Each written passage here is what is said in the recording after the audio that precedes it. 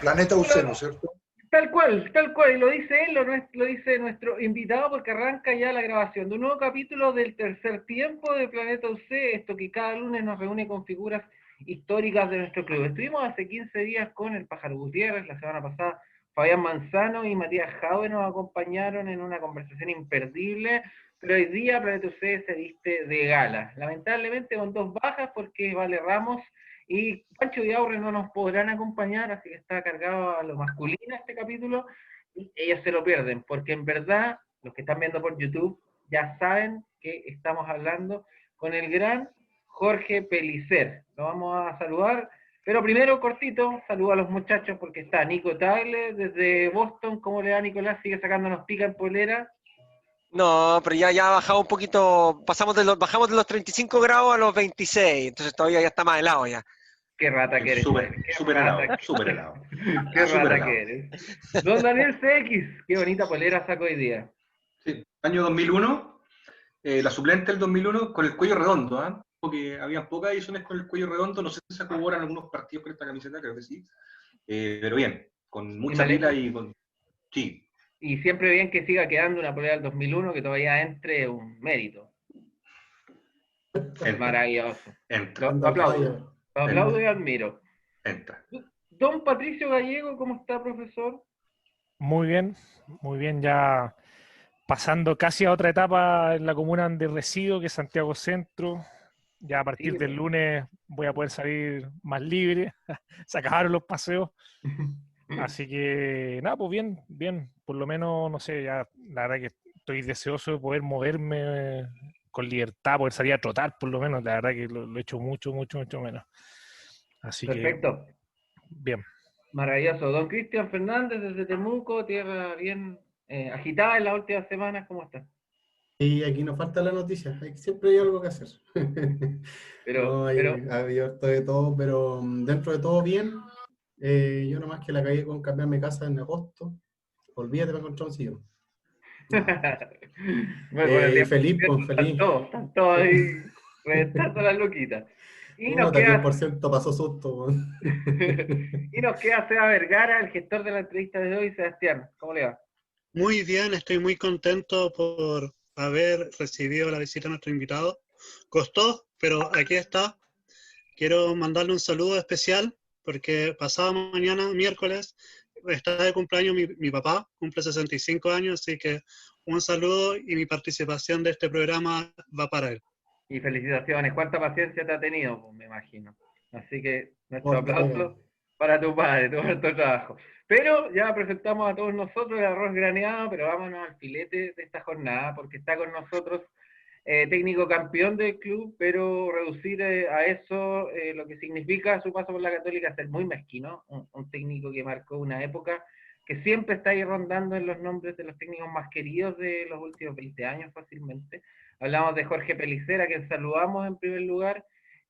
Jorge, ¿cómo le va? Y arranco con la primera pregunta, que es la de rigor. ¿Cómo ha enfrentado esto? Hemos vivido una pandemia muy dolorosa, que ha afectado a todos de una u otra manera. ¿Cómo la ha vivido usted en particular? ¿Cómo la ha tocado en su entorno más cercano? Muy buenas tardes, noches, o según la hora que nos escuchen.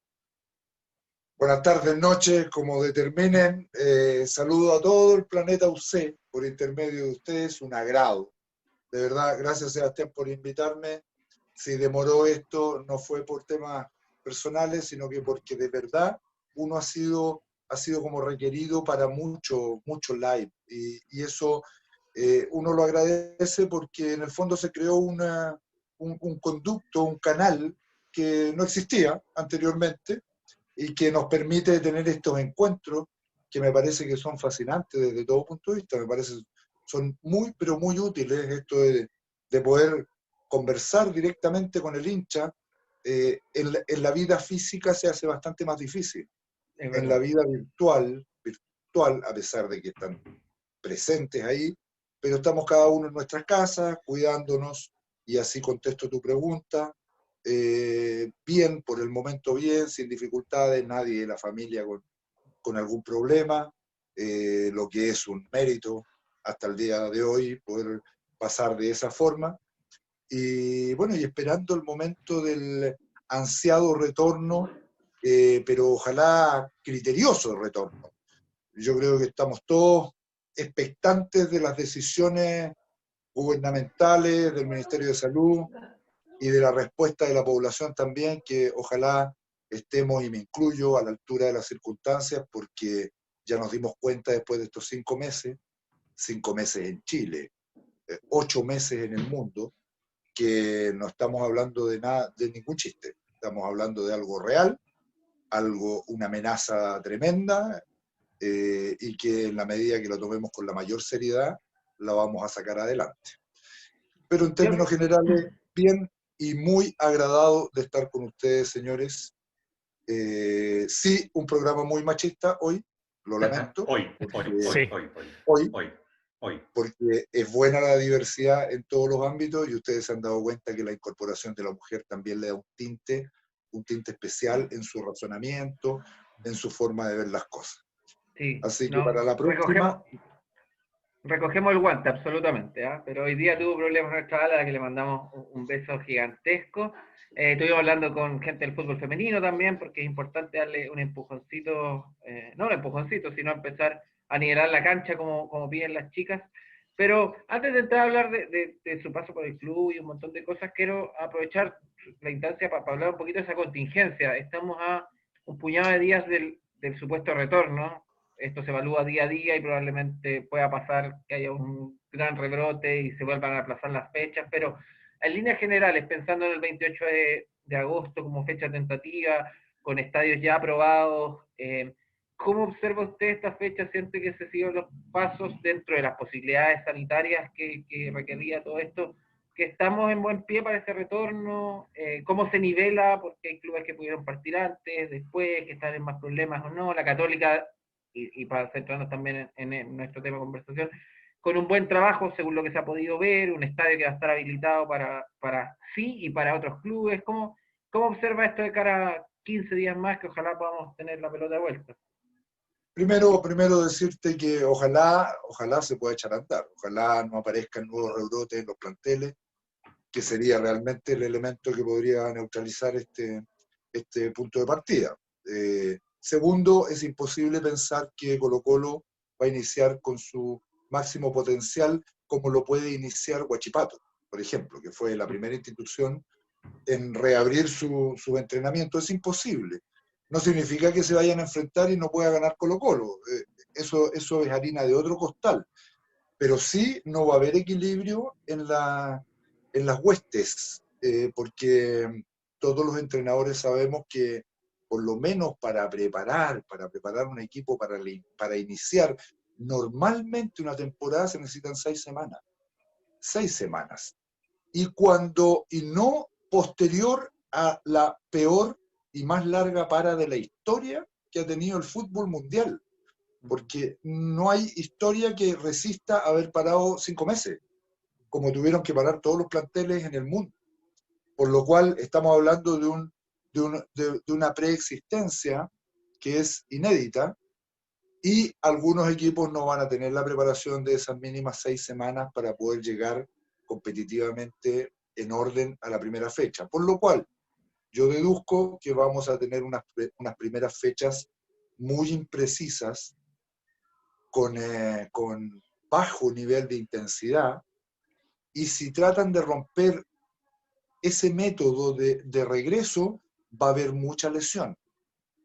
Me parece que por ahí va a ir el camino, porque de verdad no es un juego pensar que la vuelta a la competencia después de una para tan larga, históricamente jamás vista, no va a dejar algún deterioro. De la mano de eso, yo creo en lo personal que los equipos que puedan echar mano a más jugadores jóvenes y juveniles son los equipos que van a poder tener un mejor desempeño.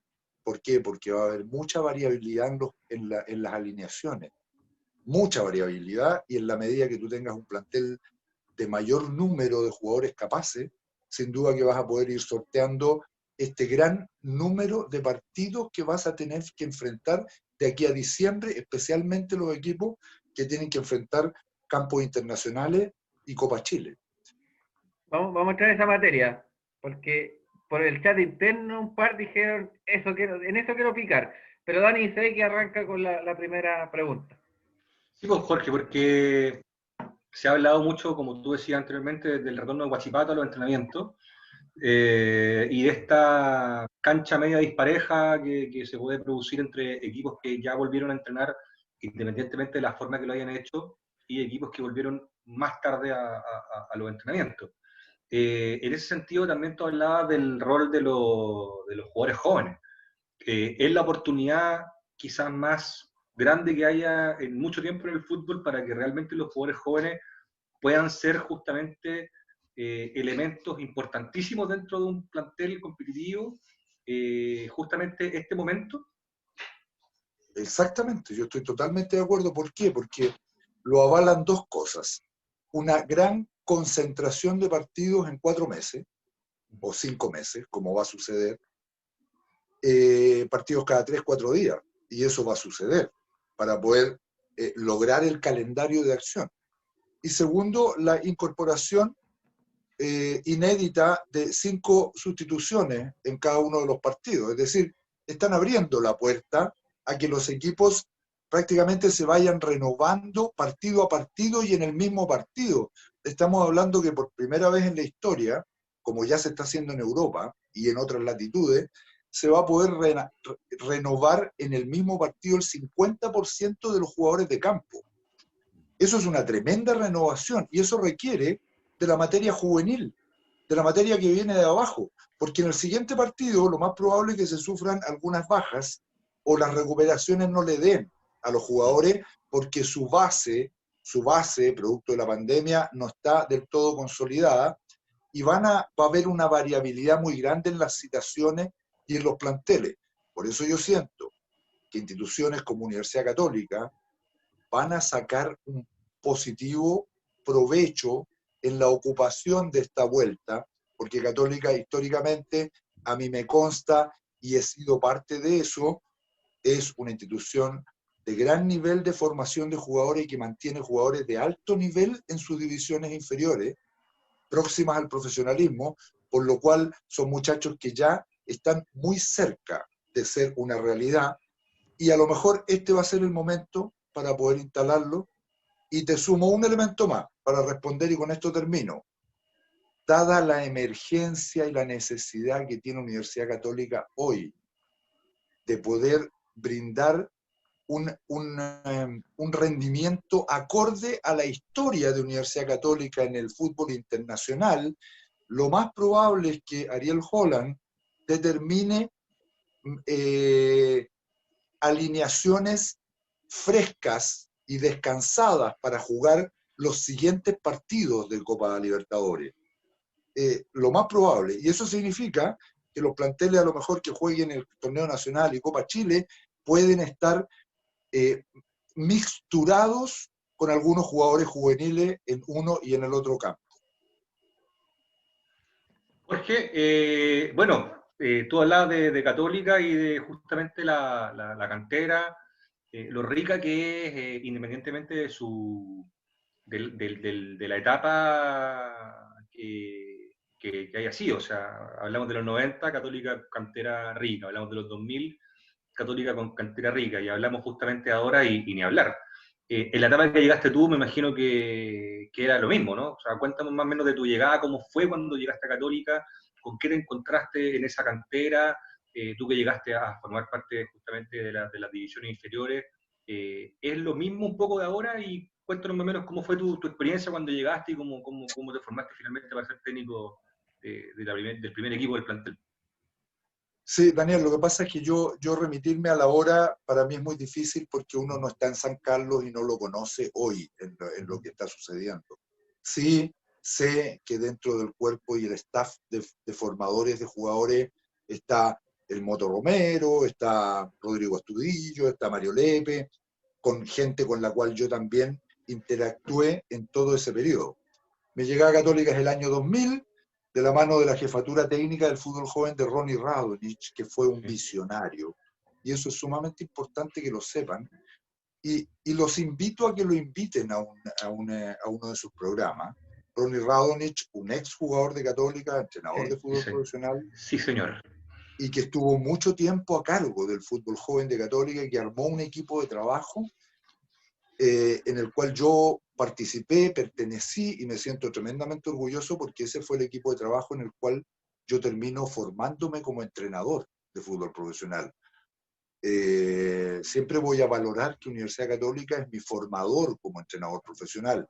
Si bien es cierto, yo los estudios los hago, bueno, después de la carrera universitaria de educación física en Santiago, hago la carrera de entrenador en INAF, pero la realidad de mi formación como técnico yo se la debo a Universidad Católica. La interacción en Universidad Católica y todo lo que se pudo vivir ahí es lo que a mí me moldea como entrenador. Por eso muchas veces han planteado, pero Jorge Pellicer no jugó por Católica. Sí, no importa, no importa. Si lo importante es que yo soy un producto de la formación del club, en una esfera de director técnico, pero soy un producto de la formación del club también.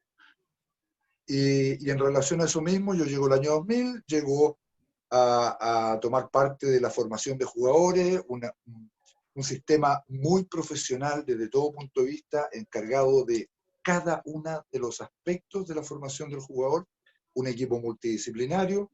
Llego encargado de la categoría sub-16 en ese entonces, estamos hablando del año 2000, y encargado también de los trabajos del centro de formación en las mañanas, donde estaban los jugadores de más alto impacto en la formación de Universidad Católica, los que se pretendía que llegaran al profesionalismo, y afortunadamente me siento no sé, un elegido de haber podido participar en los procesos de formación de gran parte de la generación dorada que le corresponde a la Universidad Católica, gran parte. Sí, claro.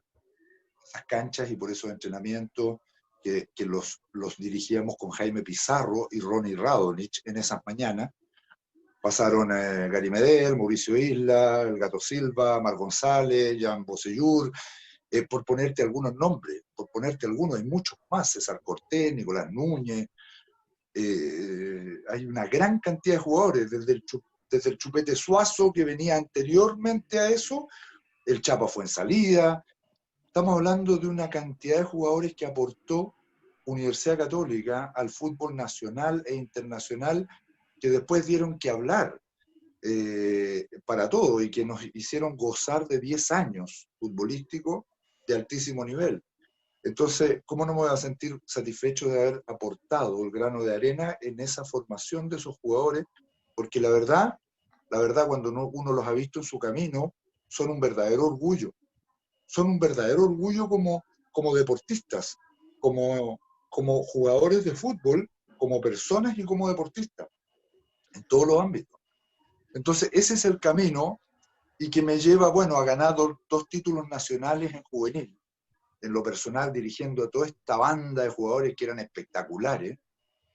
Y producto de eso paso a ser jefe técnico del área formativa ante la ida de Ronnie Radonich a la NFP y en la época de Juvenal Olmos como entrenador del primer equipo. Yo paso a ser el jefe técnico del área formativa y estoy un tiempo en eso, con mucha ilusión, con mucho entusiasmo, con todo este grupo de trabajo que les repito, Andrés Romero, Mario Lepe, Rodrigo Astudillo, por ponerle algunos nombres de técnicos que estaban a cargo mío en ese momento, se produce el efecto de que Católica, dirigida por Óscar Garré, el colega argentino, tiene rendimientos bajísimos, históricos para lo que significa Universidad Católica. Si no me equivoco, Católica había jugado 9 partidos en la dirección técnica de él y había perdido 7. Algo así. Sí, fue muy Algo bajo. así. De hecho, Quedamos fuera de playoff. De hecho, fue más bajo que el promedio Falcioni. Así es. En cuanto a 9 promedio. partidos. Entonces ustedes que son fanáticos, hinchas de la UC, que la siguen a todos lados, saben que esos números para la Universidad Católica no existen, no deben existir y no existirán. Y eso es algo en lo cual no convive la institución. Por lo cual, bueno, la institución determina despedir a Óscar Garré y saben lo que yo creo que pensó la institución cuando se acercan a mí para conversar, siendo yo el jefe del fútbol formativo, es que hasta ese momento año 2004, segundo semestre, en Universidad Católica los mejores proyectos deportivos futbolísticos habían sido liderados por gente formada en el club. Así es. Llámese Ignacio Prieto, llámese Fernando Carballo, llámese Juvenal Olmos. Es decir, esos tres procesos que le estoy poniendo como ejemplo eran los que habían logrado tener éxito. Y yo creo que en mí vieron el cuarto. Esa era la sensación que yo le di. Y dijeron, bueno, entreguémoslo de nuevo, la Católica, a alguien de Católica.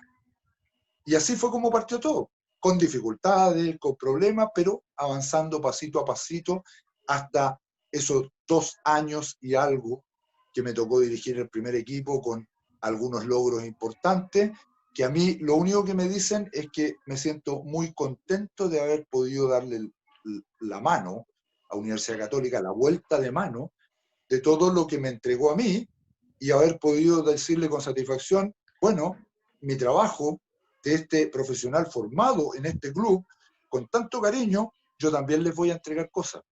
Y las cosas son hacerlos destacar a nivel nacional e internacional. Y así fue. Perfecto. Oye, Jorge, en esta respuesta nombraste varios jugadores que pasaron por tu alero en juveniles, Gary Medel, pero hubo uno que se me quedó pegado, que es el Guaso Isla. Y me acuerdo de él porque fue un jugador claramente que no debutó con la Católica y se fue antes de eso. Entonces, llevado al presente hoy en día, donde vemos todos estos juveniles que se van antes de tiempo, que se van con unos contratos que le ofrecen en Argentina, en México. ¿Qué opinas tú? En Porque los claramente perros calientes de no, Guanajuato. exacto. Entonces, ¿qué opinas tú de esa como infraestructura de representante, tratando de hablar con los juveniles, llevándoselo a otro lado para ganar la comisión, quizás ofreciéndole un futuro no tan seguro, porque le falta quemar esa etapa en el club? Mira, que es súper buena tu pregunta, súper buena, porque estás preguntándosela a alguien que jamás se vinculó con representantes. Jamás. Yo dirigí 6 clubes profesionales en primera división, 6. Y nunca llegué por un representante, jamás. Siempre la relación fue el llamado directo del club a mi persona y solucionar los temas que siempre fueron en media hora. No demoró más de media hora la situación, porque en el fondo uno tiene esa conducta de ver el deporte por el deporte. Perfecto. Ver el deporte por el deporte, no de buscar las lucas en el deporte, sino que buscar los logros. Y afortunadamente esa siempre fue mi premisa, y por eso he podido lograr, porque siempre por delante han estado los logros.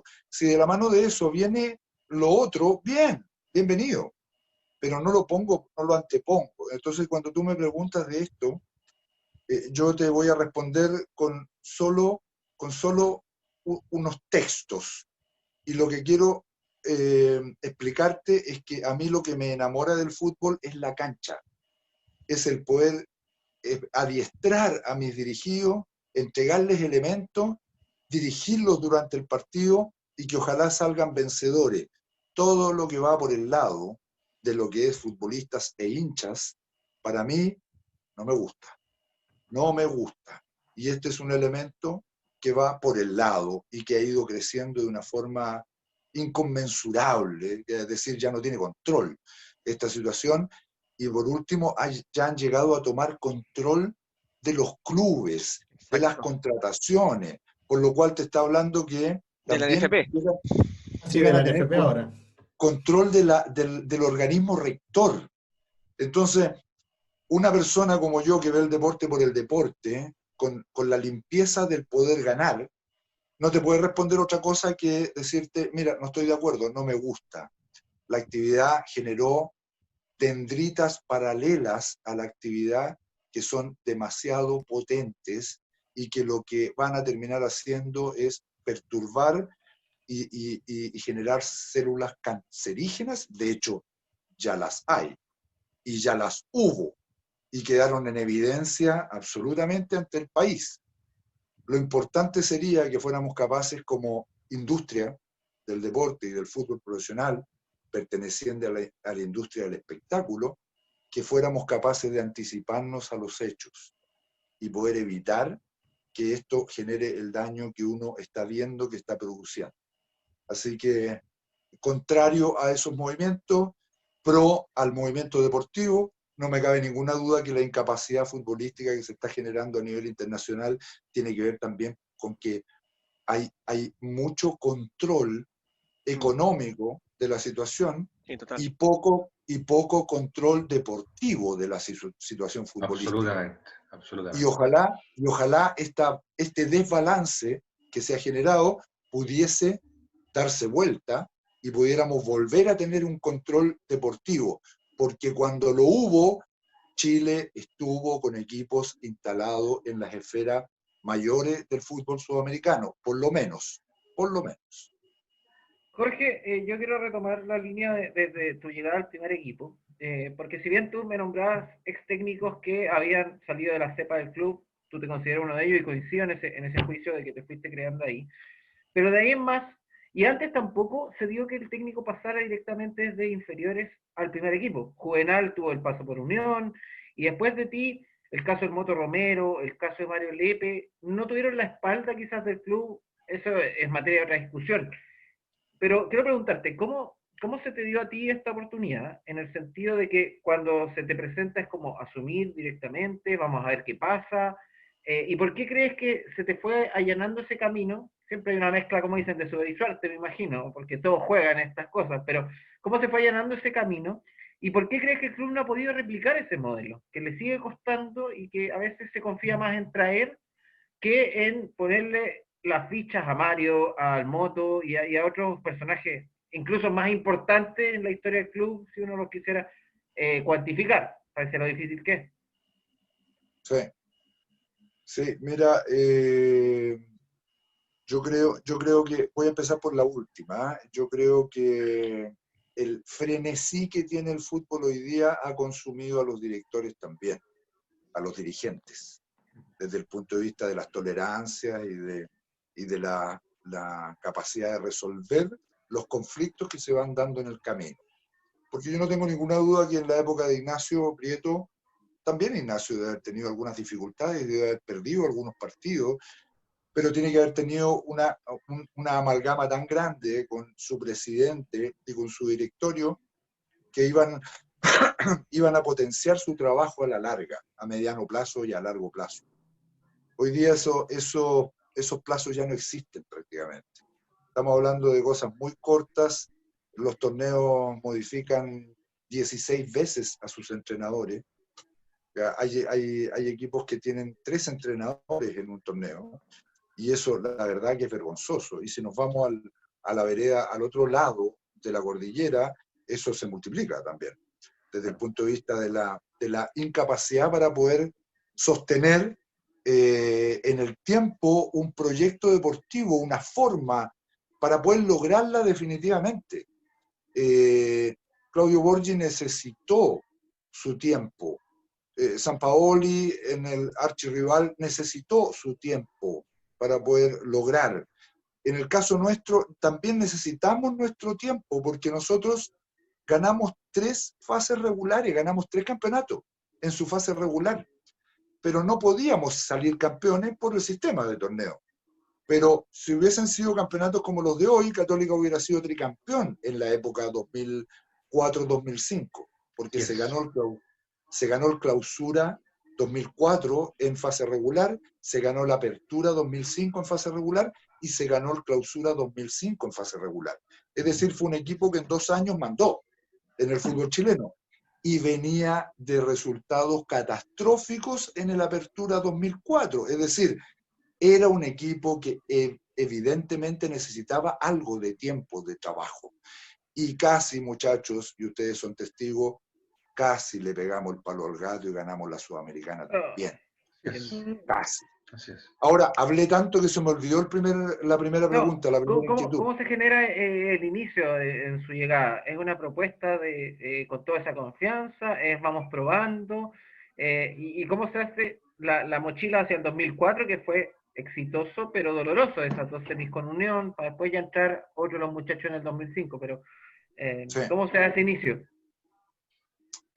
Bueno, primero se me pregunta si yo puedo resolver el apéndice de torneo Apertura 2004, que quedaban como 6 fechas, y que Católica estaba a los tumbos, y que si lo puedo resolver como un interinato, y yo le digo que sí. De hecho, entre nosotros es sumamente importante, y es la primera vez que lo voy a revelar esto. Mi respuesta a Andrés Tupe y a Jorge Ryan cuando me lo plantean es decirles: Andrés, Jorge, tranquilos, porque esto a ustedes no les va a costar ni un peso.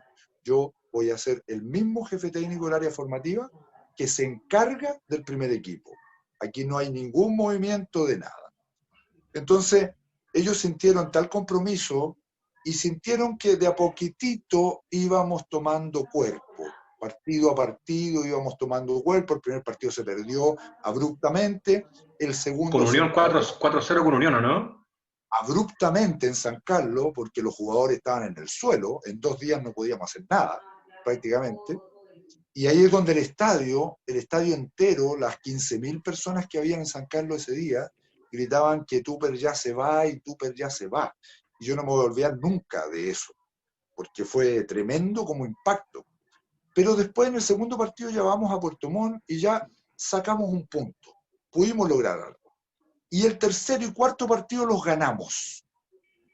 Y a partir de ese momento se generó otro aura mucho más positiva y ya empezamos como a sentir de que esto podía dar resultado. Los jugadores sintieron que había un trabajo serio, que había un respaldo científico detrás, y terminó ese torneo, terminó de mala forma porque el arrastre era muy malo, y ahí recién se pudo generar las modificaciones y ya pudimos hacer una intertemporada y pudimos como cuerpo técnico encargarnos de lo que nos habían entregado. Como se generó un movimiento positivo a nivel de plantel de jugadores, de entrenadores y todo lo demás, la dirigencia ahí determina ya contratarme definitivamente como el entrenador del primer equipo. Imagínate el tremendo orgullo para mí, y me lo tomé con toda la responsabilidad del mundo. Nos fuimos a Argentina con parte del cuerpo técnico a ver las fechas de Argentina. Nos pasamos 2 fines de semana completos viendo desde el viernes hasta el lunes todos los partidos de la fecha argentina. Para y comiendo bife chorizo entre medio. Y bife chorizo entre medio, claro que sí. No, pasándolo bien, pero de estadio a estadio, ¿eh? Sí, lógico. De estadio a estadio. Todo el tiempo, porque ustedes saben la fecha parte el viernes y termina el lunes. Termina el lunes, sí. Y un tremendo movimiento, y yo en un lado y el asistente técnico en otro y el preparador físico en otro, y todos viendo posibles refuerzos y cómo verlos en cancha y todo lo demás. Pues bueno, y así es como nace esta idea de traerse estos jugadores que no iban a ser tan costosos para la institución, que no eran ídolos en la institución, y que la gracia es que terminaron siendo ídolos. Llámese el reclutar a José María Buljuasic a Católica desde la Unión, jugador que ya estaba retirado futbolísticamente, y pudimos verlo tan bien en Unión que yo me lo traigo. Llámese traerse al Polo Quinteros de la B Argentina. Estaban las definiciones de la B, pero lo vimos tan Lo bien. tuvimos acá al Polo Quinteros, de hecho. Sí, maravilloso el hombre. Jorge, maravilloso el Polo. Traerse al Facu Inboden del Sindicato de Futbolistas Argentinos. Él estaba en el sindicato, ni siquiera estaba con club, estaba desechado de Boca. Pero yo necesitaba un central zurdo. En ese momento se me había ido el flaco Larra. Necesitaba reemplazar un jugador con esas características, y este perro Inboden que después nos llenó de satisfacciones, imagínate. Y la apuesta más grande era tener que hablar con el mago Capria, decirle: Mago, tú tienes un tremendo camino en esto del fútbol, tienes contrato vigente, pero la verdad, yo como entrenador no te voy a utilizar porque quiero traer un enganche explosivo al equipo.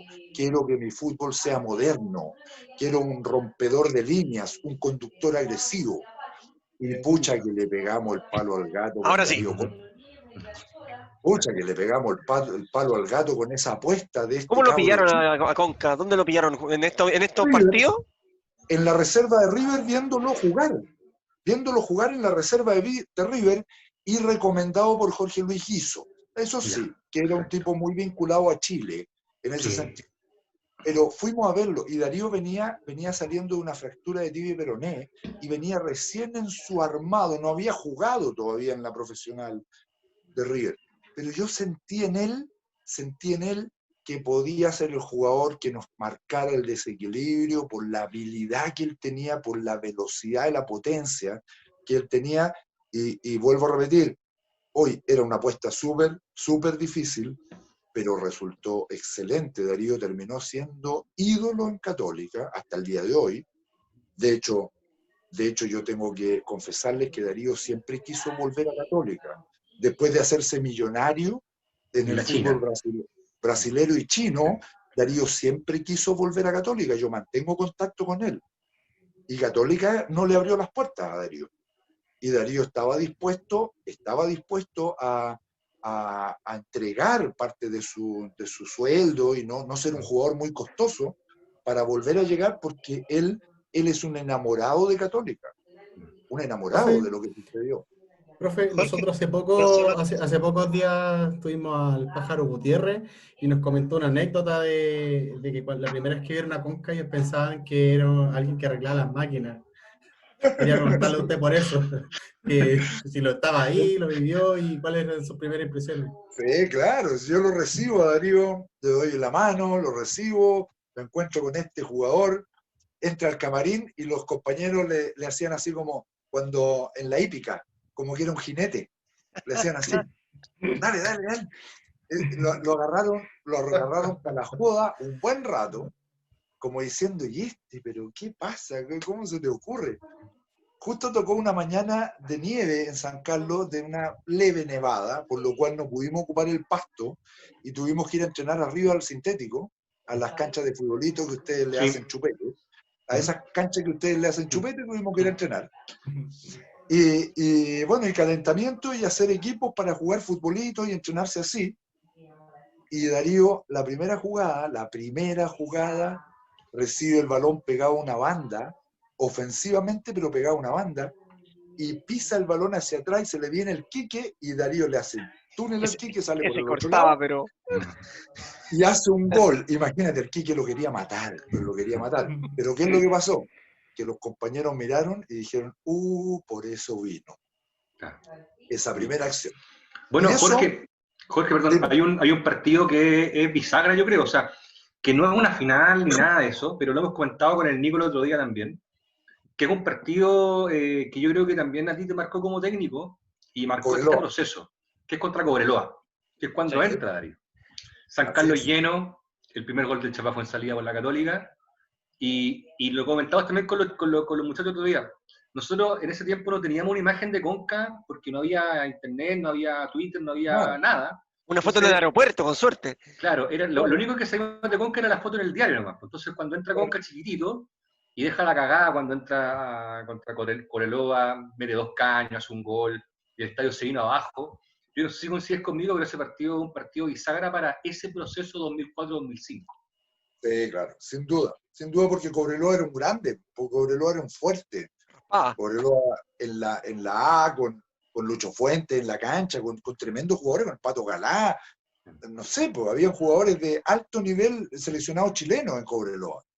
Entonces, cuando tú enfrentabas a Cobreloa y lo ganabas de una forma categórica, de buena manera, un partido tan duro, además, les sumo, señores, viniendo del desastre futbolístico que existía, ¿sí? Esa es la gran gracia. Esa es la gran gracia del tema, de que casi el mismo plantel venía de mucha complicación futbolística, de no poder lograr. Entonces San Carlos sentía que le estábamos ganando un grande en nuestra casa, con una fiesta, que la decisión de la traída de este jinete, que era el Darío Conca, que no era tan jinete porque tenía unos tremendos muslos, lo que pasa es que era bajito, pero él tenía un tren inferior súper sólido desde todo punto de vista, por eso el muchacho se metía en las patas de los caballos y no era miedoso, y se metía a chocar, porque se sentía fuerte él. Y además que al traer a este jugador, también, y al traer a Facundo Inboden, y al traer a Jaime Rubilar, lo que yo le estaba imprimiendo a Católica era el ojo del tigre, muchachos. Eso es lo que le estaba imprimiendo. Le estaba imprimiendo refuerzos que vinieran con hambre, con ambición. Conca se quería ganar el mundo, el planeta, porque venía de una fractura. River lo había desechado. Él sabía el talento que tenía, entonces este era su momento. A Facundo lo traje del Sindicato Futbolista Argentino. Entonces, Facundo es un eterno agradecido de la oportunidad, porque después tuvo 4 años con ustedes, con Católica, 5 años con Hasta el nosotros. 2000, hasta el 2009 estuvo. Claro, 4 años, 5 años, se transformó en un ídolo de la Católica y en un ídolo de las hinchas de la Católica, las mujeres también. Pero bueno, ese es otro tema. Terrible, facha. Terrible. Entonces, Terrible, facha. el Facu, ¿cómo no iba a entregarse al máximo en cada partido?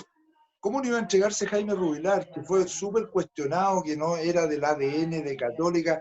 No, pero es que este entrenador, a Jaime Rubilar y a Facundo Inboden, 2 perros de presa, les iba a poner al más galano líbero que podía existir, que era este cabro chico Mauricio Centeno.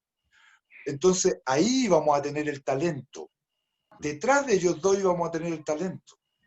Además, en esa instancia se me ocurre por primera vez, es como también un poco visionario el tema, que es, voy a instalar un volante de contención que también lo traigo y se transformó en ídolo de Católica, que es Jorge Ormeño. Puta, qué bestia, weón. Qué bestia, Jorge Ormeño. Voy a instalar un volante de contención clásico, efectivo, de corte, de buena envergadura física, que dé miedo, pero al lado le voy a poner un conductor de juego, que fue Pancho Arrué. Pancho Arrué.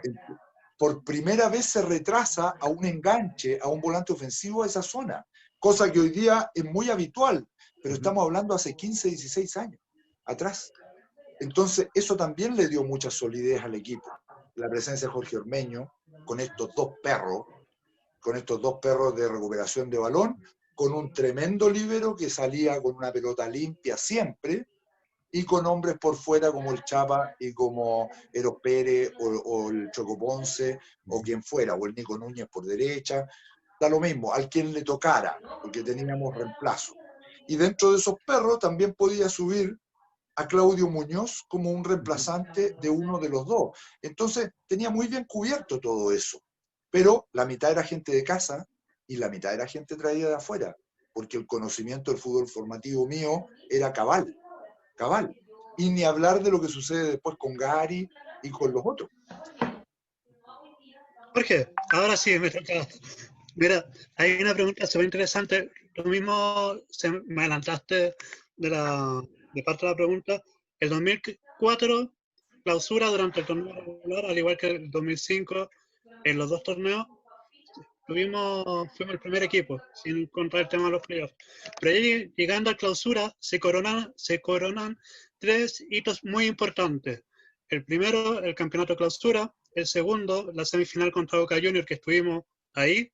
Y el tercero, más importante, que fue el récord del Tati, de 1.352 minutos sin jugar. Fue una máquina perfecta ese torneo. De ese equipo, ¿qué recuerdo tienes? ¿Cómo se gestó ahí? ¿Me escuchas? Sí. Ya. Es que yo lo último te lo escuché entrecortado, pero creo haber leído la pregunta. Sí, los logros tremendamente importantes, llegar a ser campeón nacional con el archirrival en la cancha del archirrival, porque, convengamos que ser campeón nacional en ese entonces era más difícil porque tenías que jugar con Colo-Colo y con la U afuera todo el tiempo, nunca los pudimos meter en San Carlos, y fue una lucha mía tremenda de ese entonces, y me miraban y se reían de mí, desde el punto de vista de que lo veían como imposible. Los dirigentes me decían como que no luches por eso. Y yo lo único que pedía era que por qué no podían revertir esta cláusula de que Católica no pudiese recibir a Colo-Colo y a Universidad de Chile en San Carlos. Por lo cual, esos títulos logrados de esa manera también tienen una componente adicional muy importante. Porque no es poco tener que jugar 2 veces con Colo-Colo de visitante y 2 veces con la U de visitante. Y más cuando tienes que jugar una final con la U y volver a jugar las 2 veces con la U de visitante.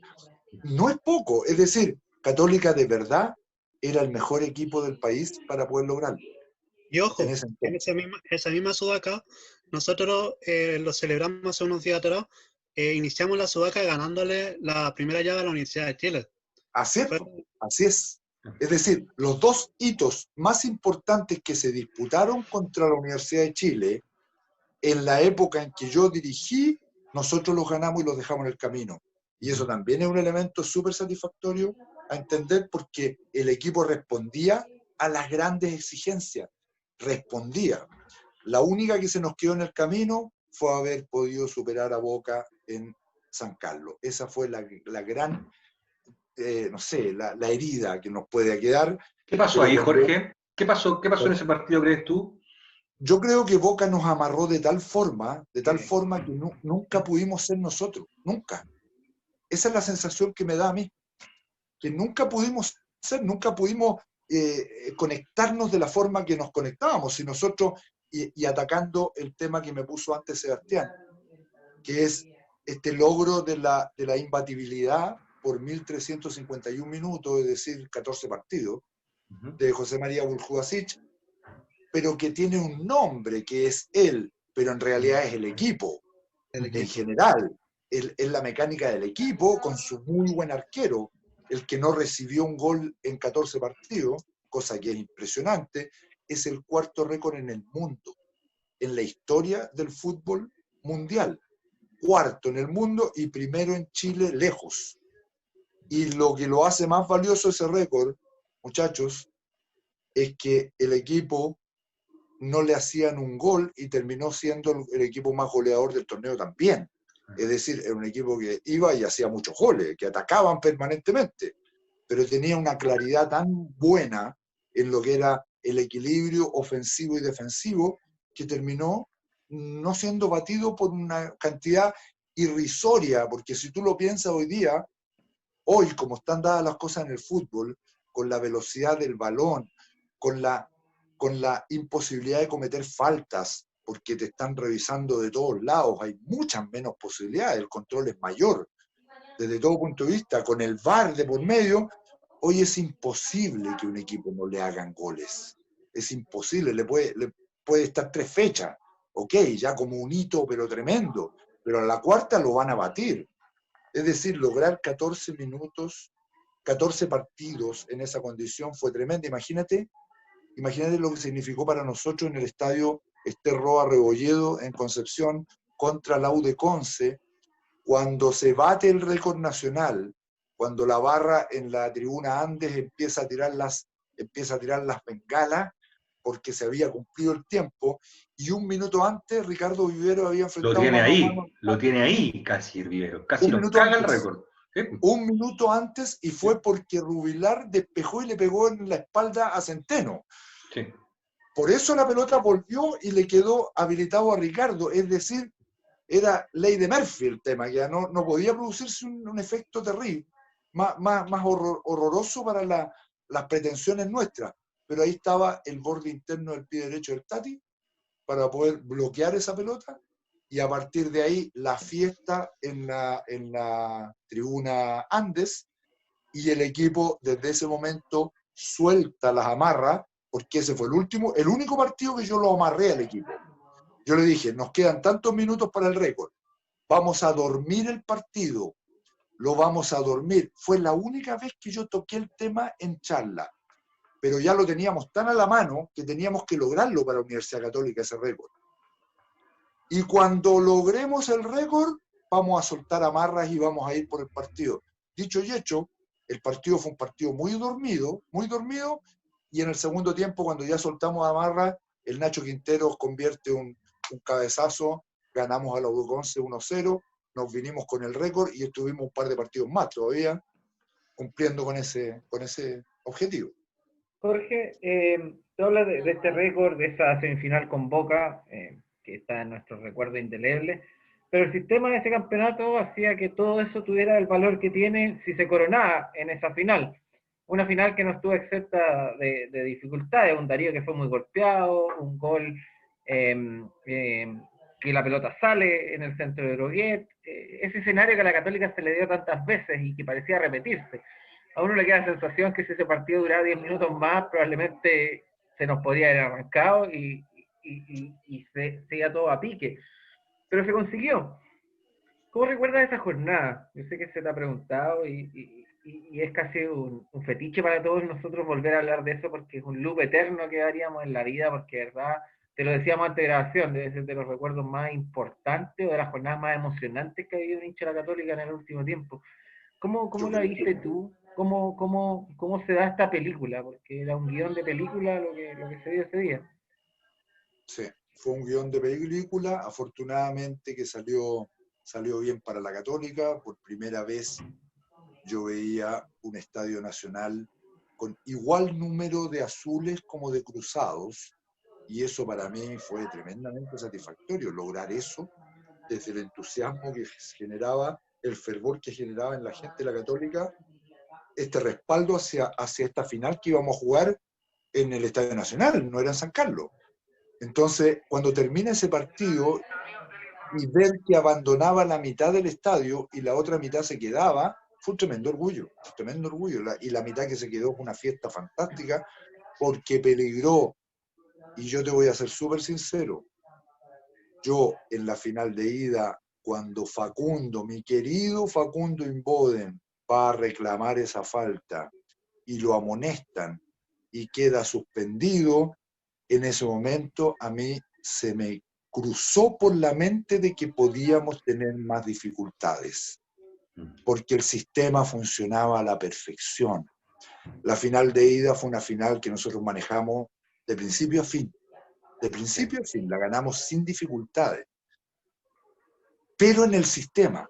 Y el sistema era con el stopper por izquierda, que era Facundo, y era con el líbero, que era Mauricio Centeno, y era con el stopper por derecha, que era Jaime Rubilar, y era con los laterales volantes que correspondía, y con Pancho Arrué y Jorge Ormeño, o el Jano Osorio, y era con el enganche Conca y con los dos delanteros.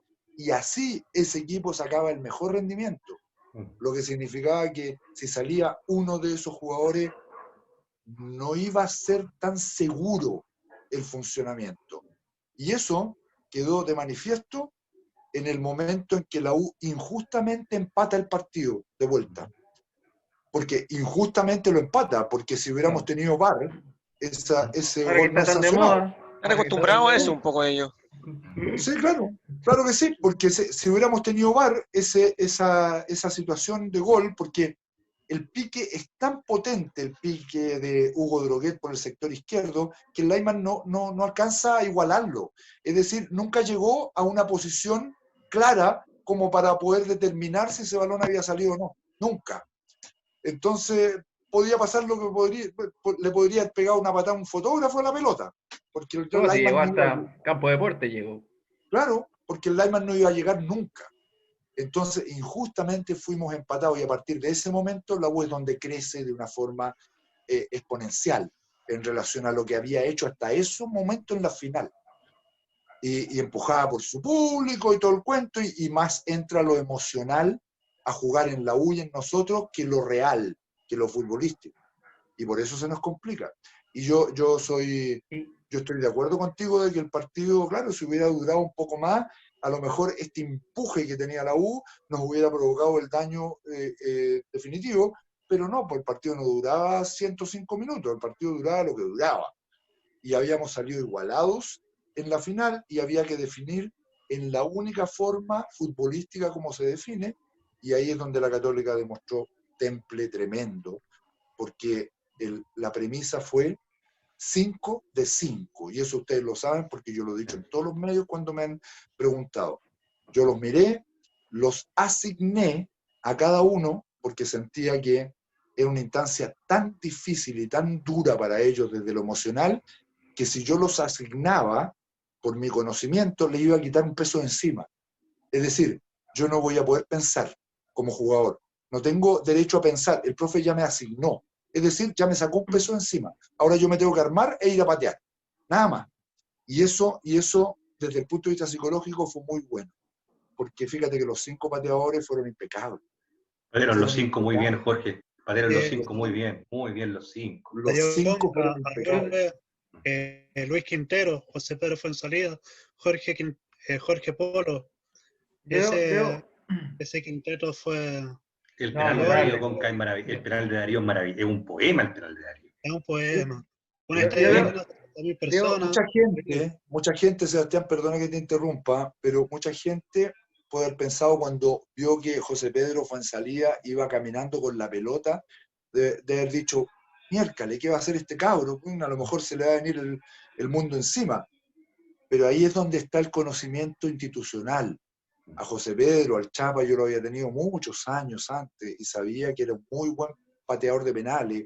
Tenía ya el conocimiento de que este muchacho intelectualmente era un muchacho muy avanzado, que tenía un nivel de personalidad, a pesar de parecer tímido, pero tenía una personalidad porque su juego lo demuestra. Es decir, el conocimiento de lo que tú tienes humanamente es tremendamente importante. Por eso, y voy a algo que a lo mejor no me han preguntado, pero que quisieran preguntarme, por eso yo considero que el único error que pueden haber cometido a nivel dirigencial, hoy por hoy, con esta Católica tan destacada a nivel nacional y con tanto déficit a nivel internacional, es no haber generado una dirección técnica exitosa que produzca continuismo, porque las cosas se consolidan en el tiempo, y de una mano pasar a otra, aunque te dé éxitos nacionales, pero no es suficiente para poder consolidar algo que dé los frutos internacionales que corresponde, porque ahí estás manejándote, estás barajándote en otros ambientes que son mucho más poderosos y necesitas infinitamente más elementos para funcionar así. Profe, Entonces, usted específicamente, ¿a qué se refiere? Porque nosotros, bueno, lo recordaba usted el Tati, para nosotros lo vimos en la fe y en las buenas, y han hecho un gran trabajo dirigencial en el tema, en el ámbito local, pero uno se queda con la sensación de que falta algo en lo internacional, pero no como culpándolo, sino que en realidad como que uno los ve como tramando algo, como proyectando algo, planificando algo a mediano plazo, y hasta el momento no se ha visto, no se ha plasmado. Bueno, llegó la pandemia, nos sacó un poco del ritmo que llevábamos, sí, pero claro. por eso me pregunto, o sea, de acuerdo a su experiencia, lo que conoce a Católica, lo que conoce al Tati, Sí. ¿en qué cosa, acción específica cree usted que Católica debiera mejorar o poner la atención, de acuerdo a lo que usted cree? Sí, yo creo que la pandemia es y entiéndaseme muy bien lo que voy a decir, la pandemia, a pesar de ser una desgracia mundial, pero desde el punto de vista deportivo, la pandemia fue un aliado para la Universidad Católica en el campo internacional. ¿Por qué? Porque las dos derrotas se produjeron antes, a nivel de Copa Libertadores. Fueron dos derrotas, ¿no es cierto? ¿Sí? Dos derrotas, sí. Gremio, Inter y América Cali. Las dos derrotas se produjeron antes. Y lo que está sucediendo es algo que confirma lo que yo les estoy planteando. Ariel Holland necesita tiempo para poder establecer una forma de trabajar que es bastante compleja. No es tan simple. Por lo cual a él la primera parte lo pilló muy encima, muy encima. Y por eso se produjo esto que se produjo, que no pudo ganar un punto en el extranjero en dos partidos. Entonces, ahora él ha tenido mucho más tiempo para, por lo menos, vía remota, poder entregar muchas más instrucciones en estas sesiones que debe haber podido elaborar. Y eso hace que el jugador tenga una mayor comprensión. Sí, muchachos, yo me la pasaba horas y horas en San Carlos de Apoquindo con los jugadores analizando video, horas y horas hace 16 años, hace 15 años. Y eso es así, y les hacía ver lo bueno, lo no tan bueno, lo que tenían que corregir individualmente, colectivamente. Esto requiere de trabajo, de trabajo y de trabajo, y de saber qué tienes que trabajar. Es decir, el elemento más importante dentro de un entrenador, aparte de la vocación, es la capacidad de identificación. Para mí es el elemento más importante de un técnico. Primero la vocación, sentirse pleno para eso y entregarse pleno a eso. Pero lo segundo más importante es la capacidad de identificación, porque si tú identificas bien, puedes o corroborar o corregir, como debe ser. Y para eso te sirve todo el sistema audiovisual, el equipo multidisciplinario, pero la identificación tiene que ser tuya. Si tú estás claro en esa identificación, vas a irte en la corrección correcta, en el camino correcto.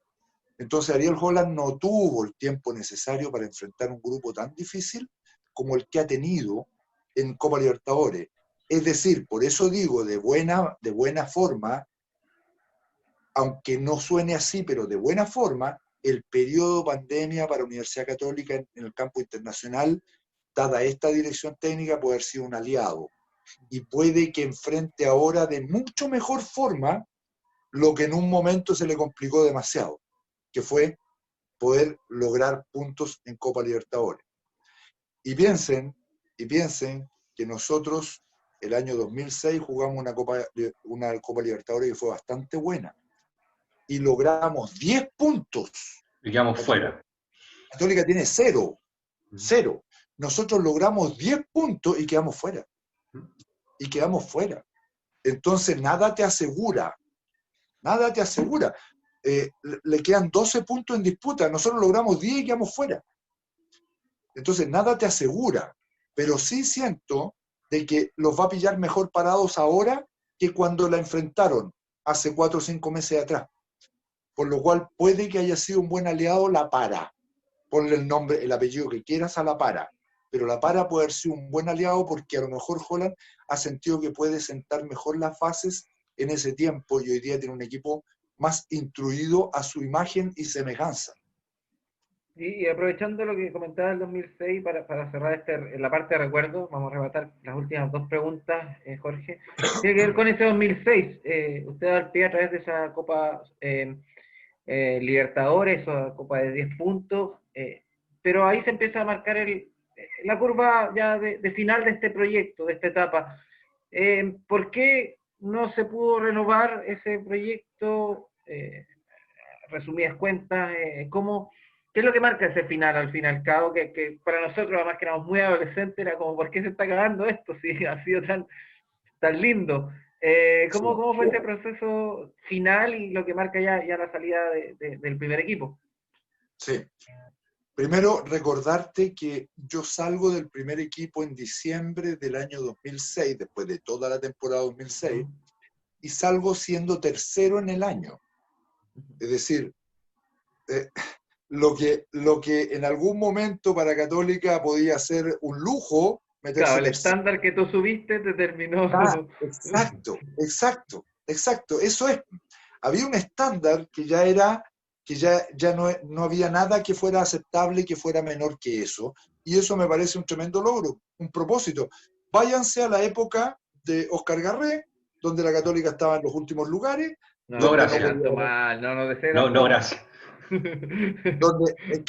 Y piensen que después se produjo una transición al mando de este entrenador que hace que a este mismo entrenador, por ser tercero, ya no lo estiman en el club, por ser tercero en el campeonato nacional. Entonces, eso es desde el punto de vista de la percepción sociológica. Ok, ahora vamos a la personal. En lo personal, yo creo que cometí el error de no renovarme en el éxito. Yo me jugué las cartas, yo me jugué al todo, y a lo mejor era por mi juventud de entrenador, que me jugó a favor en muchas cosas, por la energía y porque venía muy fresco de mi formación y todo eso, pero en la experiencia de poder resolver qué es lo que se necesitaba después de los momentos de éxito, a lo mejor estaba al debe. Hoy día ya lo sé. Pero yo me jugué por estas cartas que habían dado tremendos éxitos, y esas cartas, después de haberlo logrado todo o casi todo, ya no son las mismas muchas veces. Ya no son las mismas. Ya no tienen la misma. Y ustedes, yo se los llevo a sus relaciones de pololas y de pareja. Tú te jugáis todo cuando queréis lograr. Cuando queréis lograr, te jugáis todo. Y entiéndanmelo bien, ¿eh? Hombres para mujeres y mujeres para hombres, lo digo, sí. o entre hombres o entre mujeres. Hablemos de parejas, nada más. La conquista. Tú te juegas todo en la conquista, cuando lo logras lo disfrutas mucho, pero después ya no entregan lo mismo. Pasa, es humano, es humano. Y esto es lo que sucede, y por eso este concepto de renovarse en el éxito es un elemento demasiado importante, pero demasiado importante a poder conseguir. Entonces, hay un factor externo que produjo ese declive, pero también hay un factor interno, desde el punto de vista de haber tomado una decisión que no correspondía y que ya está muy aprendida desde el punto de vista profesional. Bien, yo no me quiero quedar con mi pregunta olvidada en el tiempo, pero quiero aprovechar, Jorge, aprovechando tu característica bueno, como profesor, de respetar los procesos, que en el fondo todos sabemos que en el deporte, bueno, y en la vida en general son clave. Hay un tema que ahora va a ser muy, muy vigente que tiene que ver con la regla del sub-20. El otro día escuchaba por ahí, y por ahí también lo mencionó el Polo en algún momento, que tiene que ver con una visión más bien romántica de esta situación de que el sub-20 se tiene que ganar el puesto en la cancha, etcétera. Que yo por ahí también obviamente concuerdo. O sea, los equipos, me imagino, tienen que hacer debutar a sus mejores sub-20 y no por cumplir con la regla. Ahora, mi pregunta va enfocado a eso precisamente. ¿Tú sientes que la regla forza un poco el hecho de hacer debutar al sub-20? ¿Que los clubes no están cumpliendo, no están llegando a la altura con eso? Yo creo que la regla es necesaria.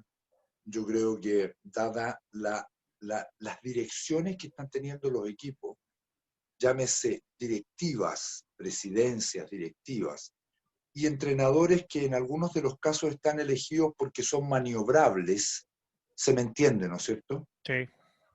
Muchos cargos de directores técnicos son elegidos porque son maniobrables por esta gente que el primer día te dice que no sabe nada de fútbol y al tercer día te quiere hacer el equipo. No es el caso mío, pero lo sé, lo sé. Entonces, dadas las características de estos empresarios que han entrado al fútbol, que tienen más bien una valoración numérica que deportiva, yo creo que es importante que se mantenga la obligatoriedad de la incorporación de jugadores sub-20 en los planteles y efectivamente en los torneos. Porque así hemos podido ver cómo fueron naciendo estos jugadores sub-20 y con muchos minutos, y la selección sub-20 también pegó como un salto de calidad, algo mejoró. Y ojalá se pudiera sostener en el tiempo. Yo creo que es necesario que se mantenga, porque en el fondo es lo que hace ventilarse el fútbol de una nación. Si no lo pones obligatorio, muchas direcciones técnicas no lo van a utilizar. No es el caso nuestro, nosotros tiramos a los Chapa Fuenzalía, a los Eduardo Rubio, a los Mauricio Centeno, a los Nico Núñez, a los César Cortés, a los Pablo Garcés, a toda esta banda de jugadores, al Gary con 17 años. Pero ¿por qué? Porque nosotros teníamos una identificación muy grande con la institución y les conocíamos el camino. Pero piensen que los clubes profesionales permanentemente están abasteciéndose de entrenadores que no conocen su historia. Llegan al club, no saben qué es lo que hay para abajo. Cuando llegan empiezan a conocerlo. Es decir, puede ser que esos hombres, por una necesidad de obtener resultados, dejaran de lado a todo este grupo de jugadores sub-20 y no los hicieran debutar nunca. Entonces, yo creo que la regla del sub-20 protege este accionar de renovación que es tremendamente importante que se mantenga en el fútbol chileno. Jorge, hace una semana salió el rumor de que Ariel Holland podía dejar la Católica y a los 5 minutos en redes sociales salta entre hinchas el nombre de Jorge Pellicer. Cuando se va Gustavo Quintero, salta el nombre de Jorge Pellicer. Cuando se va en Bellán San José, salta el nombre de Jorge Pellicer. Cuando Mario Sala, el nombre de Jorge Pellicer. Preguntaste varias cosas en una. Primero, ¿qué te genera eso? Segundo, ¿cómo ves eso en tu camino? Yo sé que los técnicos no se candidatean y yo no entiendo los códigos y no se trata de eso, pero ¿cómo ves esa posibilidad? Y para también aquellos que se preguntan, ¿cómo está vigente hoy día Jorge Pellicer? Porque también es una duda válida, de decir, ¿cómo se mantiene a los jóvenes de hoy, a los equipos de hoy, a las dinámicas de hoy, Jorge Pellicer, que hoy día lo vemos en los medios, de hecho, ahí con Bruno Sampieri, otro que es más, no es más cruzado que nosotros, yo lo veo difícil, pero está a la par. Pero está completamente loco por la UC, Bruno Sampier. ¿Sí? Totalmente, para que ahí le cuente cuando esté al aire que estuvo con nosotros. Pero eso, ¿cómo ve primero este empuje de la gente? ¿Cómo lo ve usted como una posibilidad? ¿Y cómo se mantiene hoy Jorge Pellicer esa hambre de ser técnico o no? Cuéntenos de eso. No, bien, desde todo punto de vista. Mira, primero decirte de que yo, este mismo hecho de estar en los medios me mantiene súper actualizado, súper actualizado. Soy un comentarista analista, es decir, tengo que estar... Nunca había visto tanto fútbol como ahora. ¿Por qué? Y se los explico. Porque cuando uno dirige un club, como fueron mis 12 años y medio en la primera división, aquí y afuera, tú te preocupas fundamentalmente de analizar muy bien a tu rival de turno y al siguiente. En eso concentras tu mirada. Tú analizas muy bien al rival que viene y le pegas una sobremirada al subsiguiente, porque debe ser así. Tienes que conectarte con eso. En cambio, hoy día yo llevo 3 años viéndolo todo con la tranquilidad, con la objetividad, con la sensatez del entrenador que soy, pero sin compromiso con nadie y viendo todo, por todos lados, porque tengo que referirme a cada uno de los clubes que se va presentando. Entonces, desde el punto de vista del conocimiento y de la amplitud, está muy avanzado. Desde el otro punto de vista, que es de las metodologías de trabajo, estoy absolutamente a caballo con todo: periodización táctica, microciclo estructurado. De hecho, el último ciclo en Huachipato lo hacemos con periodización táctica, y conozco lo que sí y lo que no. ¿Ya? Hay un conocimiento cabal.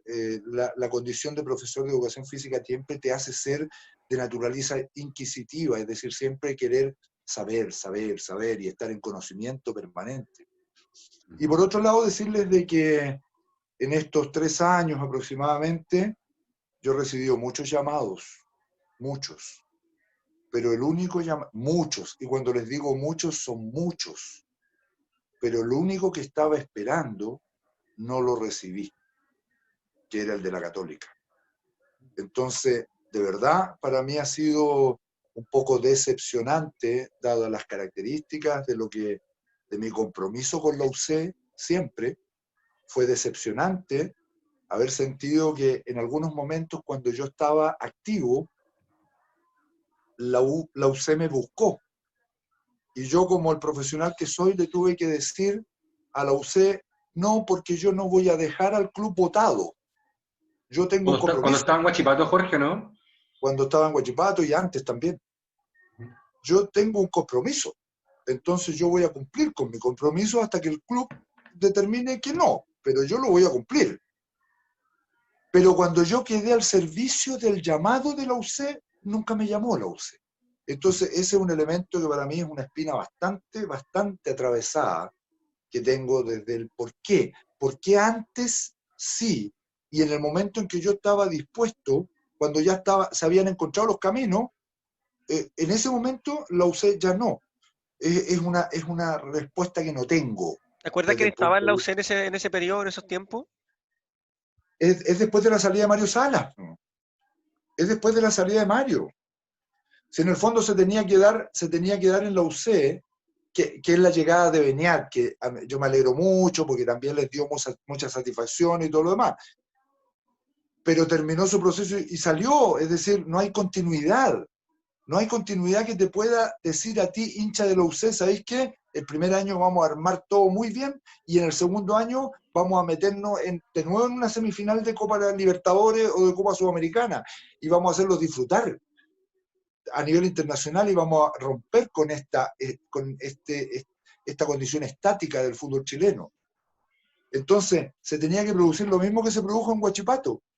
Cuando yo salgo de Huachipato después de ser campeón y hacer una buena Copa Libertadores, llegó Mario Salas, detrás mío. Ahora tenía que ser al revés, que Mario saliera con el éxito de Católica y que yo tomara eso. Porque yo ya, al salir de Audax, me quedaba esperando el momento de la UC. Y han pasado 3 años, muchachos. Y han pasado 3 movimientos de técnico. Entonces, claro que para mí ha sido difícil. Sí, yo te quería preguntar en base a lo mismo, disculpa. ¿Tú crees que la única fórmula hoy por hoy en el fútbol chileno para sostener un proceso es con un técnico chileno? No, no, yo creo que no.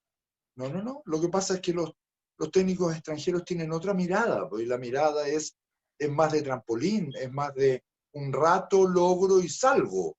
Supuesto. Y eso, bueno, es aceptable, también es entendible.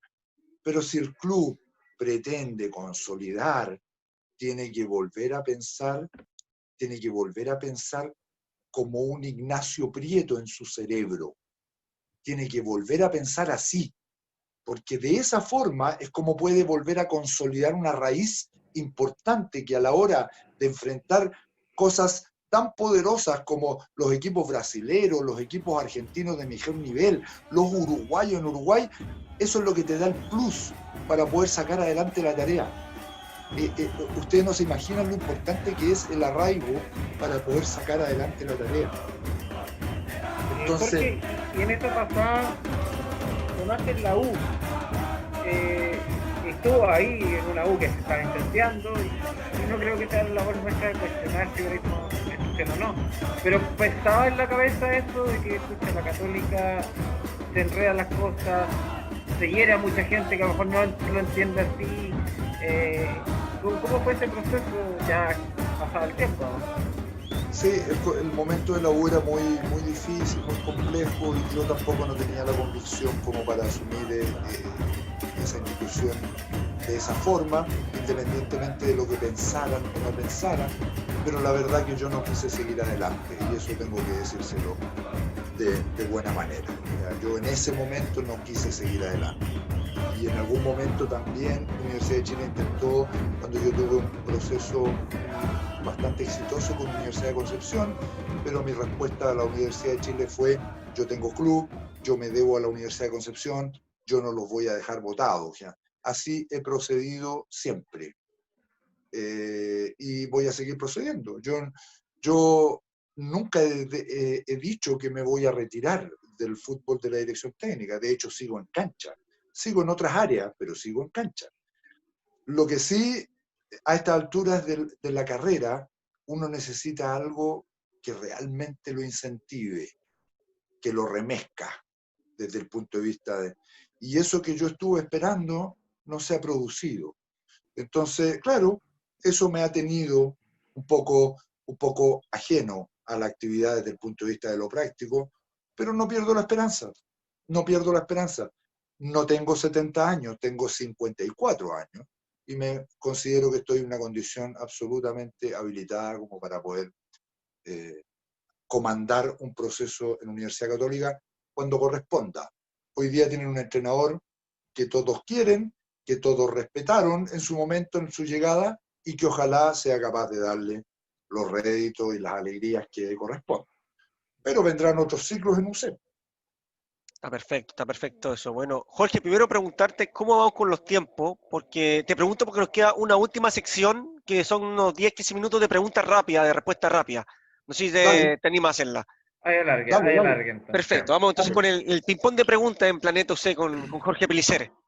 La primera pregunta: ¿cuál fue el jugador más desordenado que te tocó dirigir? En los entrenamientos, en actitud, chacotero. Hay varios, pero el Quique era desordenado, no adentro de la cancha, pero desordenado. Fuera de la cancha también. Entonces, si tú me preguntas, yo prefiero responder el Quique, porque el Quique lo ha declarado él también. Entonces, al final es una confusión de respuestas. Los dos, tanto el técnico como él, dicen lo mismo. La cuestión es verdad. Es verdad. Cuando está en su peor momento... Siendo una maravillosa persona. Y cuando está en su peor momento, ¿te lo cruzaste alguna vez? ¿Hablaste con él? Porque tú eres como un papá para él. Y hablamos. Mal. Cuando el Quique perdió el penal, que nos dejó fuera de una de las semifinales con Unión, el Quique se nos desapareció 2 días. Andábamos buscándolo con la policía prácticamente, se nos desapareció. Se metió en una cuestión emocional tan grande que andábamos todos asustados, que no fuera a cometer algo con él mismo. Entonces, hasta ese punto fue lo que sucedió con el Quique. pero le gustaba el desorden post partido, post entrenamiento, y eso lo reconoce él, y eso lo sabemos nosotros también. Me alegro mucho que el Quique hoy día esté bastante más enrielado en lo que le corresponde, y le mando un tremendo abrazo y un beso. No, y una persona que claramente está muy abierta a hablar de todo eso, una persona que reconoce que se puede haber equivocado, pero que quiere hacer las cosas mejor que antes. Así es. Sí, el Así es. primer paso. Piensa reconocer el que error.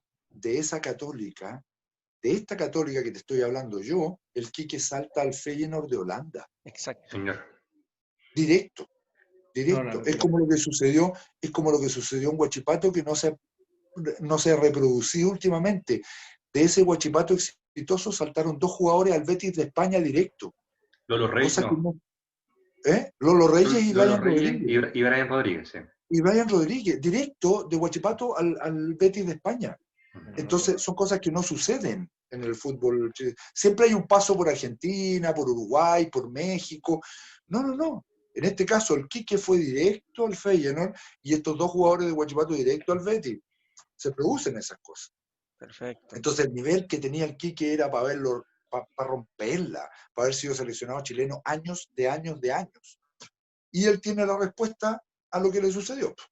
Exacto. Bueno, vamos con la siguiente pregunta. ¿Playoff Dale. o torneo largo? Y aquí la respuesta es con autoridad. Playoff, absolutamente. Pienso que son los torneos más apasionantes. Pienso que es un elemento sumamente importante de que el torneo completo termine con el campeón. El torneo tiene que terminar con el campeón. No puede terminar 5 fechas antes con un campeón que después al final pierde fuerza, y al final se están decidiendo los cupos de Copa Libertadores y tiene más fuerza eso, la Sudamericana, que el campeón. Entonces, desde ese sentido, yo creo que lo que debe llegar hasta el final es la final, y la final siempre debe jugarse. Yo siento que la final del fútbol chileno tiene que siempre fortalecerse, tiene que haber un partido final. Tiene que ser un hito, Jorge. Tiene que mover al país. Exacto, es un hito que mueve al país. Entonces, tiene que ser el partido más importante del año. Del año, exacto. Eso es lo que yo pienso. Y además, te voy a dar un tercer argumento. Llevamos mucho tiempo sin figurar en el ámbito internacional. Y llevamos el mismo tiempo jugando los campeonatos largos. Y el sistema de playoff es exactamente el mismo sistema que te obliga a funcionar en Sudamericana y gran parte de la Copa Libertadores, es decir, duelos de ida y vuelta. Entonces, al final, los equipos estaban tan estabilizados en esta capacidad de jugar estos duelos de ida y vuelta que también lo reflejaban en el campo internacional. También se reflejaba. Y ahí aparece nuestra Católica, que se mete en semifinales, aparece Colo-Colo de Borgi, que se mete en la final de la Sudamericana, aparece la U de San Paoli, que gana la Sudamericana, aparece la Católica de Lasarte, que se mete en la semifinal de la Sudamericana, y hay otra U que se metió en semifinal también. Pero todo eso concordó. ¿Perdón? La de Peluso. La de Peluso. Todo eso concordó con sistemas de campeonato con playoff. Terminó eso y borrón y cuenta nueva, no pasó nada más con los equipos chilenos, nada más. Palestino tiene ahí una participación con el Nico Córdoba relativamente. No pasó nada más con los equipos chilenos. Entonces, los elementos que te llevan a no poder lograr internacionalmente son multifactoriales. Uno son la capacidad económica de los planteles. Está bien, ese es uno. La Católica no era un plantel millonario, se los aseguro. Esa Católica valía 1/8 de lo que valía la Católica de Manuel Pellegrini, se los aseguro, se los firmo, Totalmente. se los sé. Totalmente. Entonces no era tan imperioso el factor económico. Sí, nosotros teníamos un cuerpo muy bien desarrollado desde el punto de vista futbolístico y además estábamos jugando en playoff. Entonces estábamos muy bien adiestrados. Les digo una cosa, hasta la directiva se adiestra, hasta el público se adiestra de cómo debe enfrentar los playoffs, qué es lo mejor para enfrentar los playoffs. Todos adiestrados en torno a lo que son los torneos internacionales. La Sudamericana de principio a fin es playoff. La Copa Libertadores tiene la primera fase de playoff, después de grupo y después vuelve a ser playoff. Entonces es un elemento demasiado importante que estamos dejando de ver. Perfecto. Bueno, ahí Jorge, perdón, Jorge, yo quiero agradecerte porque ha expresado todo lo que yo he intentado expresar durante todo este tiempo, y este grupo de porfiados, yo los puedo llamar de otra forma, de porfiados y cabezas duras, no han querido entender durante todos estos meses todos los argumentos que tú has dicho, porque yo soy el único que defiende en este panel los playoffs. Y tú lo has expresado mejor que yo durante todo este tiempo. Así que imagino que todos, claro, imagino que todos ustedes que le pegan en el piso de los playoffs se van a ir a dormir ahora escuchando todo lo que acaba de decir Jorge Pellicer con respecto a eso. Cuando se vaya Jorge te pegamos en el piso de nuevo, no te preocupes. Así que Vamos a seguir debatiendo. Gracias, Jorge, Vamos a seguir debatiendo. por la aclaración puntual y fantástica que acaba de hacer.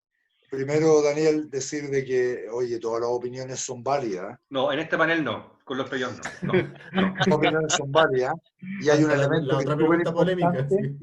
Hay un elemento que es súper importante, es que yo le he dado muchas vueltas a estos temas, muchas vueltas desde el punto de vista específico, desde el profesional. Entonces, las conclusiones que yo les entrego a ustedes son conclusiones que yo siento que tienen base. Por eso se las entrego. Y además tengo la fortuna de haber ganado los 2 títulos nacionales que gané con playoff. Entonces, claro, y tú me puedes decir, no, es injusto. No es injusto, porque con uno salí primero en las fases regulares y con el otro salí sexto. Entonces, tengo las 2, las viví las 2.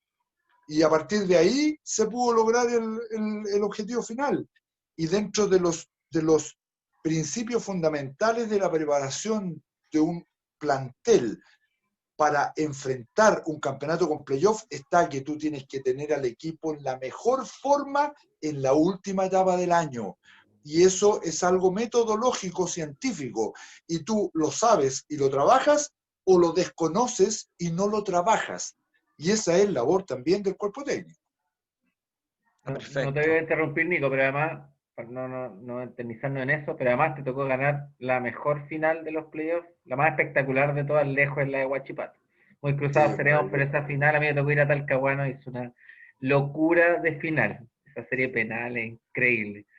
Sí, todo el mundo, mucha gente me dice lo mismo, y mucha gente del deporte dice que esa es la final más recordada que hay, como hito heroico. Como hito heroico es la final más recordada que hay. Sí, bueno. Bueno, la estrategia en todo su esplendor. Sí, yo como amante del básquet, a mí me encantan los playoffs, pero no para el fútbol. Pero bueno, eso ya es harina de otro. Eso será para otra discusión. Ay, Dios mío. Bueno, si este fue un tema polémico, la pregunta que viene es un tema aún más polémico dentro de este panel. Y creo que es la polémica más grande que hemos tenido en Planeta UC en estos 3 meses que llevamos. ¿La piscola se toma con blanca o con negra? ¿Me estáis preguntando de verdad? Sí, en serio. Hemos discutido meses esta pregunta en el panel. Pero hemos preguntado a otro entrevistado igual. ¿Con Coca-Cola o con ginger ale? Sí, no, yo las veces que la he tomado con negra, entonces no tengo la experiencia de blanca. No tengo la experiencia. Vale decir en contra de mi propia opinión que don Mario Lepe dijo que se toma siempre con negra. Ah, mira. Está bien, pues don Mario, y Mario sabe del tema de mayor forma. Sí, de mayor forma que yo, pero la verdad que las veces que yo la he podido tomar en mi vida, siempre fue con bebida negra. Entonces, la verdad que no podría darte una segunda opinión porque no la tengo. Ah, y tal, entonces. Entonces la respuesta queda inválida porque no conoce la otra opción. Exacto, desconocimiento. No. Mira, me declaro capaz de responder la pregunta anterior e incapaz de responder esta. Así es. Muy bien. Muy bien. La siguiente pregunta. ¿Cuál es el talento oculto, Jorge Pellicer, fuera del fútbol? ¿El talento oculto? Sí. Uy, chuta, yo creo que, mira, sabéis que en la familia salieron músicos, bueno. Entonces me hubiera encantado haber podido yo hacerlo, pero mi hijo lo es y mis sobrinos lo son. Entonces, los compadres ya grabaron discos, los sobrinos ya estudiaron música en el conservatorio, que en la escuela moderna de música, son músicos profesionales. Mi hijo, aparte de estudiar sociología, que ya está en el 5º año en la Universidad Católica, de hecho, dicho sea de paso, mi hija Catalina ya se recibió de abogada en la Universidad Católica. En Santiago. Felicitaciones, pues, muy Mira bien. qué bien, mira qué bien. Entonces, Bien. imagínate Ah. lo satisfecho que yo estoy. Pues, bueno. Los dos hijos en la Universidad Católica, uno de abogada ya, y el otro a punto de ser sociólogo, pero además es músico. Entonces, yo creo que el talento oculto es que a mí me gustaba cantar mucho, algo de guitarra toqué. Cuando agarró la cuestión mi cabro chico, el Sebastián, me sacó la chucha. Pero me sacó la chucha, así como son los cabros. Pues, bueno. A poco andar me sacó la mierda. Entonces ya yo ahora lo admiro yo. Pero por ahí va la cosa. ¿Y en los camarines tenía tu espacio o eso eran los jugadores los que manejaban la música? No, pero nosotros hacíamos... No. Los jugadores manejaban la música, pero es un elemento súper importante porque te mantiene súper actualizado de lo que es la música. Pues, bueno. Sí. A mí me encanta el reggaetón, me encanta todos estos últimos movimientos. Yo encuentro que la música es buenísima desde el punto de vista tecnológico en esos ámbitos. Escucho Paloma Mami, escucho a Bad Bunny, escucho a todos estos referentes, porque ¿sabéis qué?